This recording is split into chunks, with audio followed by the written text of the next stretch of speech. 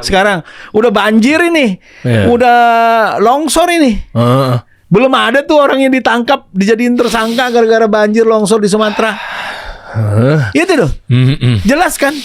Apa hanya karena faktor curah hujan saja yang menyebabkan banjir, longsor, macam-macam itu? Saya sih tidak yakin ya. Nah, coba. Bahwa mungkin ada faktor curah hujan yang meningkat di satu sisi, tapi juga di sisi lain adalah kondisi alam yang tidak lagi mampu menampung air misalnya karena berubah fungsi dari hutan menjadi kebun sawit, jadi tambang misalnya seperti itu. Kan harusnya udah ada yang jadi tersangka nih. Wow, coba gini aja deh, Prof. Kita bukan to the point ya, tapi kita tajumin aja. Menurut Anda yang banjir sekarang ini, yang akhirnya banyak korban di Aceh, Sumatera Barat, Sumatera Utara gitu, itu pasti ada tersangkanya? Kalau menurut saya ada tindak pidananya.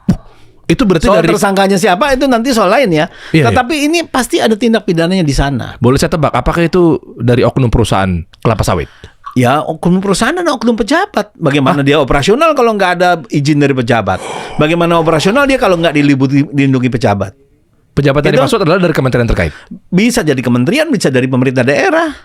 Ya, ini misalnya ya kan untuk merubah kawasan hutan menjadi misalnya kawasan perkebunan harus ada pinjam pakai.